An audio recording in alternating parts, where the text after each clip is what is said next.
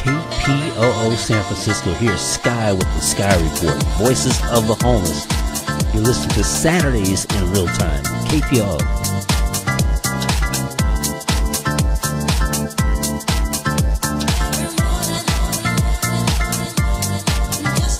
What's up, I'm your host, Sky, with the Theskyereport, Voices of the Homeless. Right now I'm speaking with David Lundholm. Okay, were you ever homeless? I was. I just got into an SLE. I was actually homeless after I got out of another SLE and came to the Recovery Cafe. Okay, and how long were you homeless when that happened?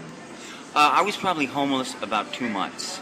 In other words, what I consider homeless might not be what other people consider homeless. I had no place I can actually call my own home, so I was living in a shelter with a roof over my head, and actually having to buy my own meals. So I consider that homeless. It's not living under a bridge, but it does something to your psyche, because I did have a home. Yes. You know? Yes. And through drugs and alcohol and going through treatment, I had to actually leave everything that I had to go into treatment to save my life, because I tried to drink myself to death. Well, okay, now what are the shelters like? Because I had stayed in a shelter, and just give me your perspective. Okay, they really there's a lot of different ranges of shelters. There are some that are, there's a chain of shelters that are run by one person that have managers at each. They don't have a clean and sober rule, which I look for. And some of them are atrocious. Some of them have bed bugs, roaches, and they don't do anything about it. A lot of the people that stay there, or they're homeless, have mental problems. They're mentally ill, and so they're afraid, they won't speak up. And so the people that run them say, you know, you can be seen but not heard, because you'll be out on the street. We will kick you out. And that's what's happening to a lot of these people that have the mental problem, brain injuries, or whatever, and they just keep their mouth shut. I heard one story where a lady actually had a mouse run over her, and she doesn't do anything about it. She can't say anything because they threaten to kick her out on the street. Now, which shelters did you say? Can you state specifically which shelters? Okay.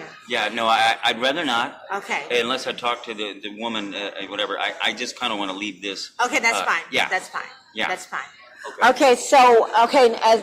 Why do you think people perceive homeless people in such a negative way?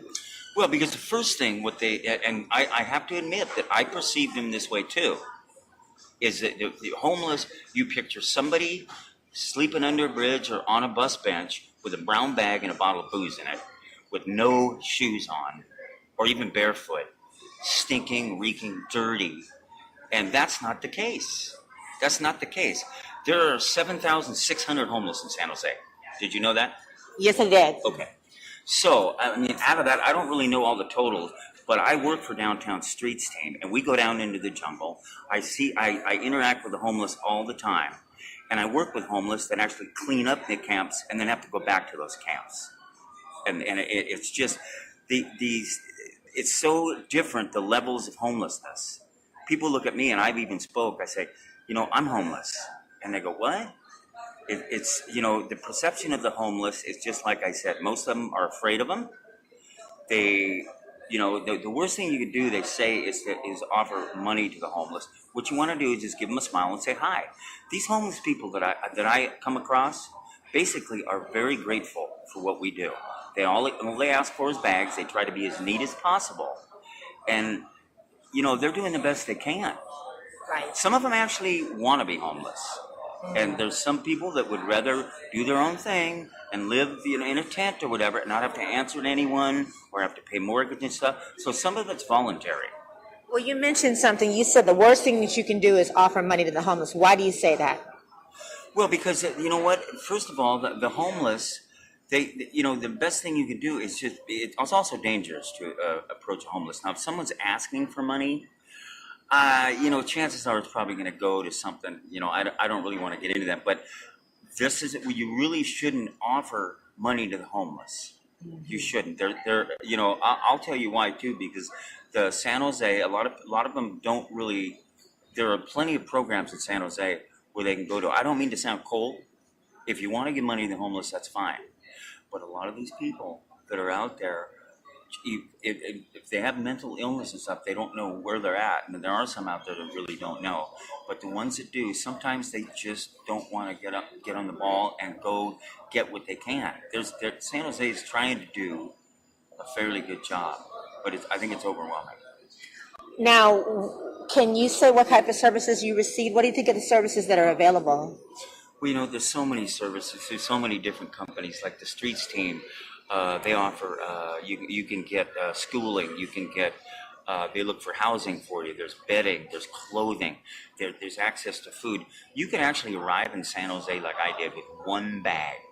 I had a bag when I got out of treatment, like a duffel bag, a couple pairs of underwear. I have 4 totes now. And this is because I've worked the program. I've done what people have asked me to do, stuff I didn't want to do because I wanted to stay alive. And I want to live now. And what's happened to me is amazing. I'm staying in a good SLE. I was almost dead in a hotel room from alcoholism 8 months ago, a little over 8 months ago. And now, I'm registering for school. I'm getting a part-time job. I'm a member of the it goes on and on. I mean, I joined YMCA. I'm not every homeless person's going to have a story like me. But you know what? I did what it took. And what was that? Well, it was just listening to what there is to offer. Okay. And getting involved, like companies like Streets Team, Downtown Streets Team, or the Recovery Cafe, because they have everything you need right there. Mm-hmm. And they'll supply the people. It's just a matter of whether you want to do it or not. Yeah. That's excellent. Now, I guess my next question is why do you think that there's a lot of money that's been allocated to these programs, but we still have the problem?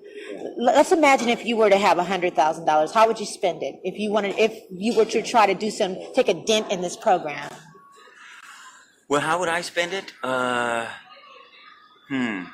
You know what? $100,000 is probably like a couple of cents to what this program needs. I understand. Yeah. I don't want to get any companies or corporations involved in this. I want to, I gave my name and stuff, but I just know that the homeless there's a big homeless problem. I don't know what has been donated. I don't know where it goes. I'm sure that there's been a lot of people that have gone on the radio and talked about this homeless situation. Mm-hmm. And I am actually fairly new to it, 7 months or whatever. Now, there's homeless people everywhere, but I've seen it. I work in it every day. So you caught the right guy. Yes. Yeah. And the right success story. So I'm excited to hear that. Yeah. I tell you, actually, I'm happier now down here in San Jose, living in an SLE with 14 guys in one house, 4 refrigerators, every walk of life, addictions, alcoholism, homelessness, these people are all trying to survive, than I was when I had my own apartment back in Dublin, California, and a full-time job. It's not just, a lot of it is humility. Yes. And it's having not everything, but a lot of things and taking it for granted, and then coming down to San Jose out of treatment and having hardly anything and working your way back up. It's not only gratifying, but it like I said, when you see the homeless and you're homeless, it really humbles you. It really does. And I'm blessed, and it's just something that it had to happen for me. I wish all the other homeless people out there a happy story like mine. It's not going to be that way, though. I know it's not going to be that way. If you could change the way people saw this, if you could get them to learn one thing, what would that one thing be? Well, never stop trying. And if you need help, then get it wherever you can. You know what? All you got to do is just you go to these shelters, and there's always brochures. There's people that say call this number, or we can help you. You gotta make an effort. And it's easy for me to say, like I said, there's some homeless people out there that are mentally challenged, and they're being taken advantage of. And I don't know what can be done about the people that own these places, or the managers themselves that run these places. But I've even heard managers stealing money from these people, and there's nothing they can do because they'll get booted out. It's fear, and that's wrong. That's very wrong. I'm your host, Sky, with the Sky Report, Voices of the Homeless right now. Thank you so much. Keep it locked. Thank you so much for listening.